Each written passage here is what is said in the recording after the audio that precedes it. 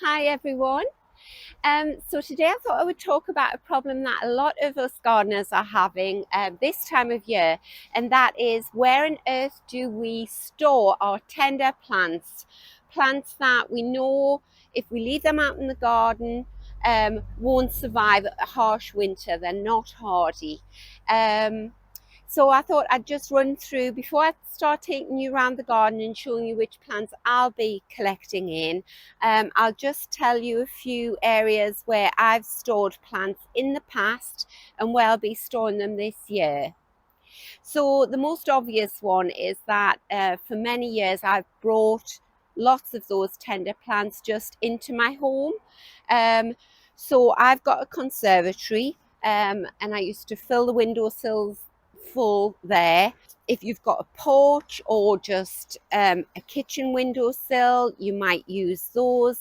But for a lot of us, it's just not practical. It's no longer practical for me now because we have a little grandson running around. It's no longer practical for me to fill my conservatory full of dormant plants over the winter months. So I have to think of somewhere else that I'm going to put them.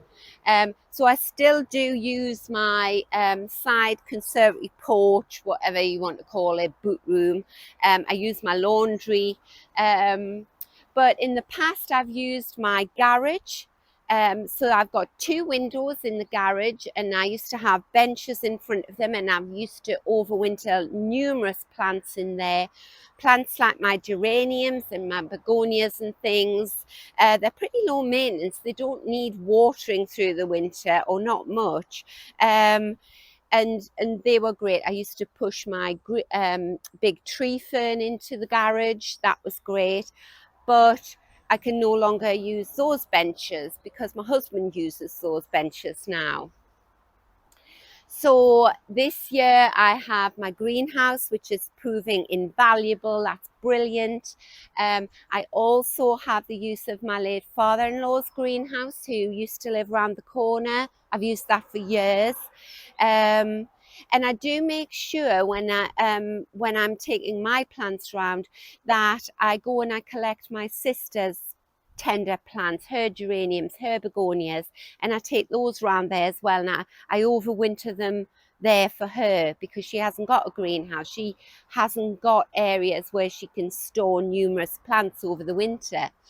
But if you've racked your brains and you really just can't think of any space where you can bring your plants into a more sheltered environment, then gardening experts do say that if you can take all those plants to a more sheltered space in your garden. So for me, that would be through this gate into this little shady courtyard that I have through there, and put them up against a wall of a house, that it will be a few degrees warmer there than if you just left them out open to the elements in your garden.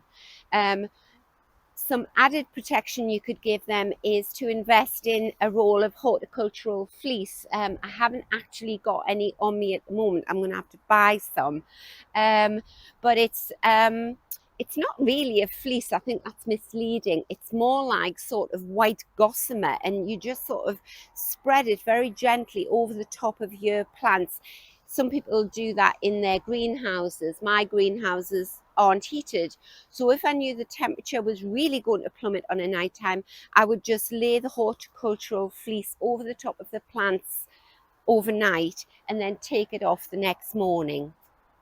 If you had plants that you couldn't move that were outside, so for instance my tree fern, which lives in this little courtyard area here, if I couldn't pull that into the garage to overwinter him, I would cover him in horticultural fleece. I would be watching the weather forecast, and if I knew it was going to be a hard frost or the temperatures were going to plummet worryingly, I would cover him up and maybe just peg the fleece to the branches so that it didn't blow away. Right, so I'll take the camera off the tripod and I'll take you around the garden and I'll show you the plants that I'm going to be collecting in now. Right, so it won't or it shouldn't take me long. So these are these are actually pelargoniums. We call them geraniums, but they're not, they're pelargoniums. And they aren't frost hardy up here in the northeast of England. So that is a pelargonium, the traditional one where you get the lovely flowers and you see them on people's windowsills. That isn't frost hardy up here. This here is a true geranium. And he will be frost hardy up here. You see these growing in people's gardens. Right, so we'll take this couple here.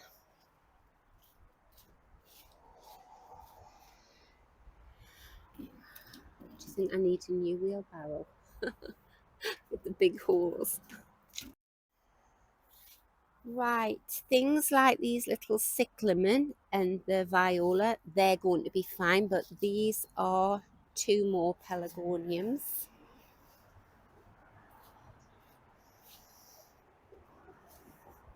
I think the garden just looks so beautiful this time of year. I love the leaves, look at them. These are all coming down from this tree here. Another one. Oh, and another one over there. Things like these grasses and that, I know they're fine. And these Nandina, they're fine. And what I'm going to do is when I get these pelargoniums into the greenhouse, I'll show you when we get round there. I'll show you what I do with them. But I'm going to cut all the dead and dying foliage off them. Right, now this is a fuchsia. And I know he isn't hardy. And what else have I got? Oh, yes. Right. He is a succulent and he's not frost hardy.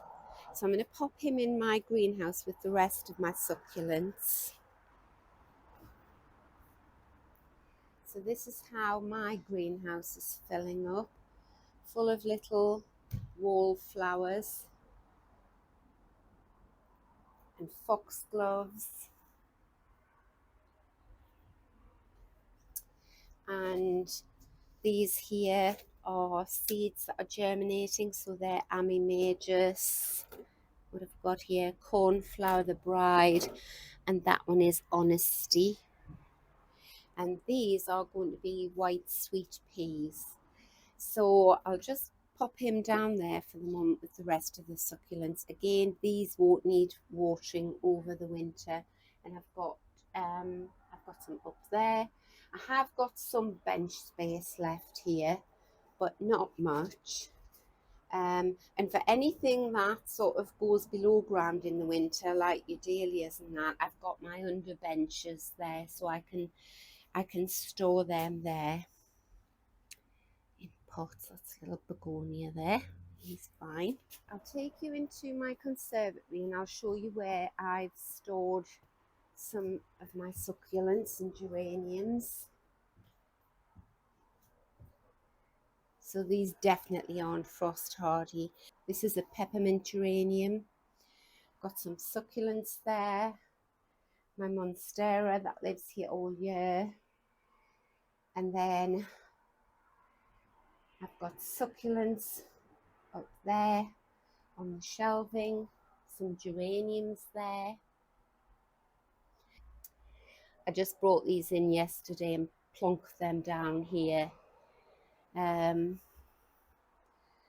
also got some succulents in my laundry because that's right. So I'll take you through into the back garden. Oh, I've just spotted one more thing here that isn't hardy. So this is a lovely basket full of red geranium that I got in the sale just a few weeks ago at the end of the year. So he will definitely be going into the greenhouse. Right, we'll go through into the white garden because I know I've got quite a few things through there.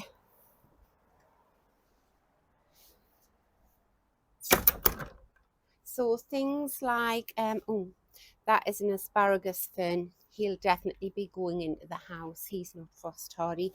But things like my heucheras, all my heucheras there, and my acers, and this beautiful hydrangea.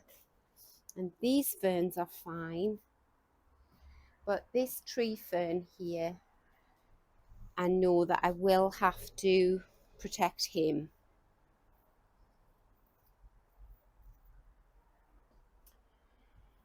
Right, so what have we got round here? Right, that's a Dusty Miller. He's fine, as is this little box, and some Brunnera there, that's fine. But the display outside the conservatory window needs attention. So these are beautiful white begonias. You can see they're looking a bit bedraggled and sorry for themselves now. But you know, I'm just going to take the flowers off and keep him nice and dry and put him in the greenhouse.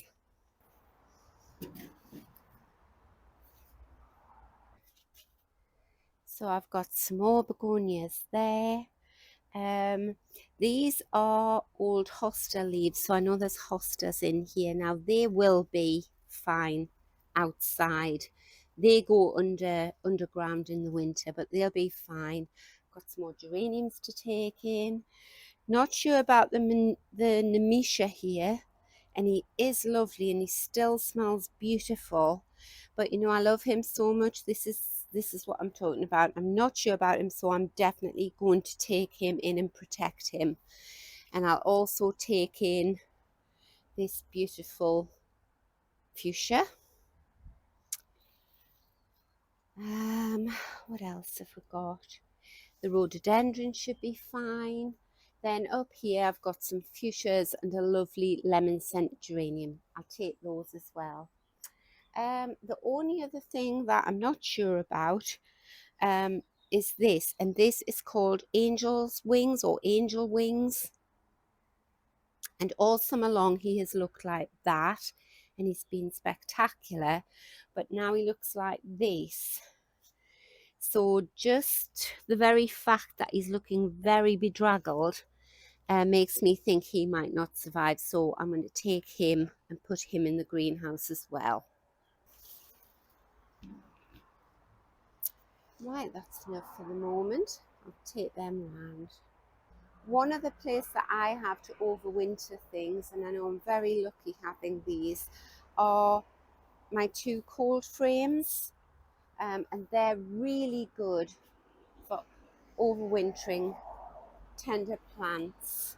So they haven't got much in them at the moment, but all those little wallflowers that I showed you, they can all go into these cold frames here. So all you would do is, say you had pelargoniums or any of your plants that you want to protect, you would just, I'll take this squirrel protection system off.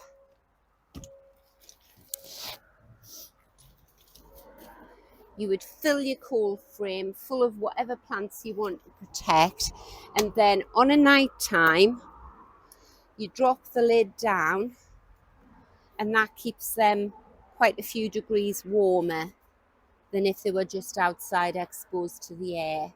And then if it's not too cold the next day, you just lift your lid and they get lots of air circulating. It keeps them nice and healthy. So my husband made me those cold frames. So grateful to have them. Right, so I'll take this wheelbarrow of plants round and pop them in the other greenhouse. Right, so we're in my father-in-law's old greenhouse. Very attached to this greenhouse, very fond memories. So I've got some nice big benches here. Could do with a dust down, but perfectly fine to overwinter plants on. So he was a very good gardener. He thought of everything. So he's got lots of ventilation. Oh, that could do with a bit of oil. I haven't used this greenhouse all this year really. It's got windows that open to two of those, and then more ventilation in the side there. So after last spring, I brought all my pots of bulbs round here. They're all labelled. So this is Muscari. What have I got down here? Tulip, Brisbane, Iris, Monticello over there. More Muscari and yellow tulips. Not sure what this is growing.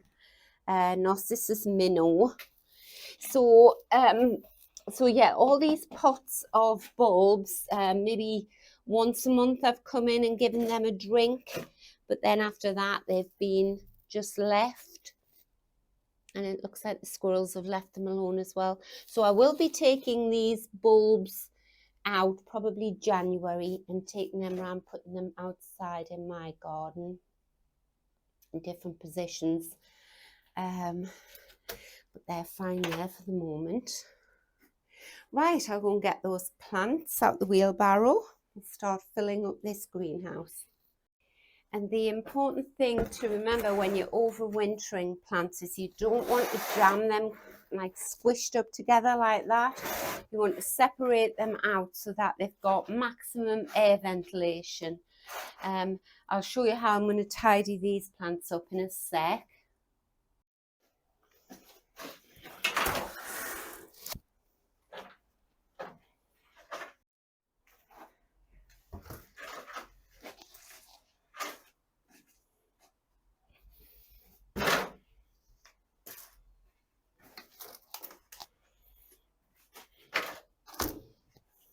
So I've brought my snips round, and I'll just quickly show you how I sort of prepare these little plants for the winter.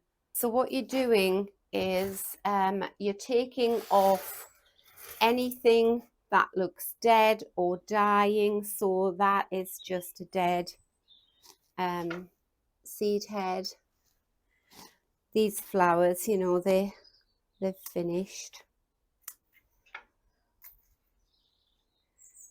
That's a bit of dead stem in there. And take that off.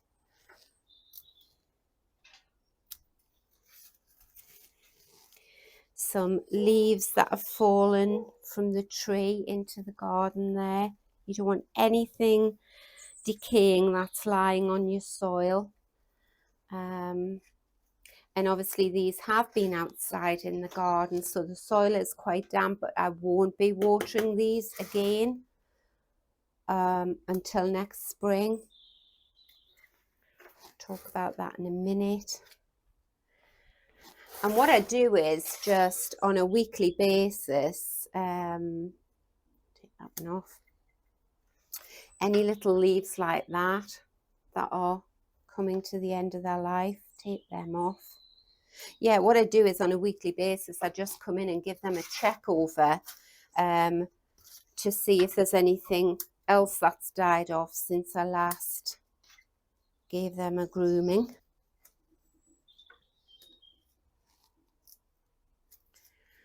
That's it. That one's okay. This one, I'm going to cut this stem right the way back down to there.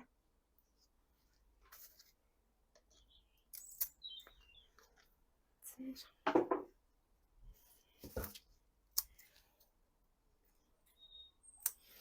It's quite satisfying, quite relaxing.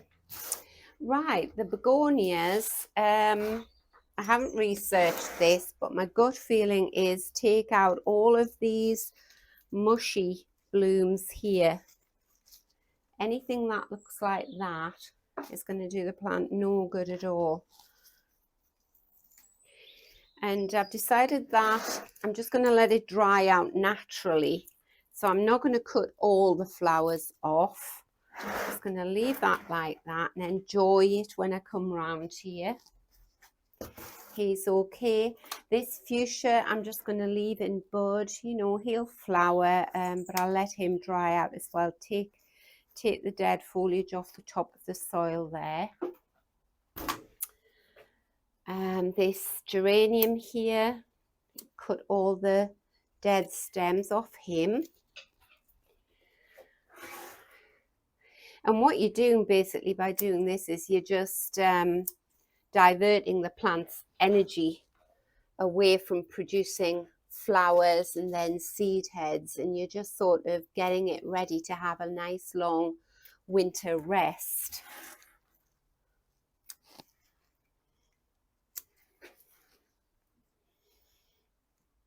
We all tend to like to hunker down in the winter, don't we?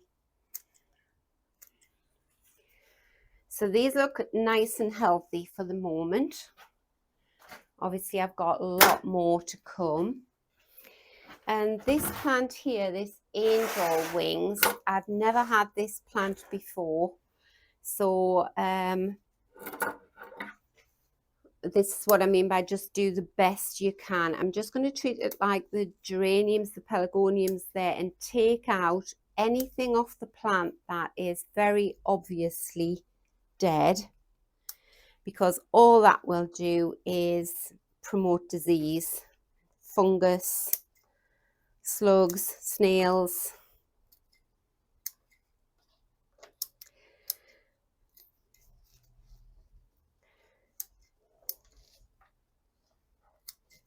Obviously, anybody who has grown this plant before and has any good tips about overwintering it, please do tell us in the comment. Just share your knowledge. I'm not even sure whether it loses all of its leaves in the winter. I don't know. Right, but anyway, that looks better already. It's amazing how quickly they look better once you cut the dead stuff off. So there you go. You see, I had that touching that. I'm just going to separate them all out. And I've got 3 big trestle tables like this in this greenhouse, and I know that I will fill them all because I have a lot more things round at my garden to bring round.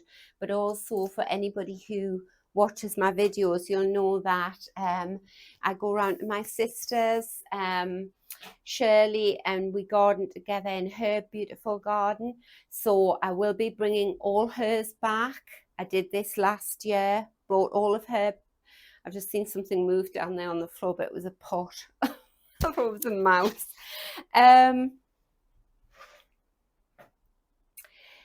So yes, I'll be totally distracted there. So yes, I'll be bringing all of her geraniums and pelargoniums and begonias round, and I'll be positioning them round this greenhouse. And if you come back, I would love you to come back and watch more videos, and I will return to this greenhouse and I'll just show you throughout the winter how they're doing. And on that subject, I will give you one big tip. So it is very much do as I say, not as I do or did. So I did this with my geraniums a couple of years ago, brought them all round here, had them round on the benches, had watched John Lord in his garden. He had said don't water your geraniums over the winter, and I was really strong until this beautiful sunny day in January. And I just bottled it, and I thought, oh, they look so dry and kissing. So I gave them all a drink, and then we had freezing cold temperatures. The soil froze, and I lost every single one. I must have had about 30 pelargoniums in here. So please do heed my warning and do what the experts say, and don't water your geraniums or your pelargoniums, whatever you want to call them. Don't water them until the temperature, you're sure the temperature is going to rise in your area. Another thing to remember is when you are overwintering your plants in a greenhouse or a conservatory or a porch, anywhere where the temperatures are likely, even in the winter, the temperatures can heat up. And what happens is you get humidity building up in the greenhouse or wherever it is. So you do need to open all your windows. In my greenhouse, I open the door, I open the windows. In this greenhouse, I've got 2 windows in the roof, 2 in the sides and the door, and I will keep those open even when it's like really cold outside.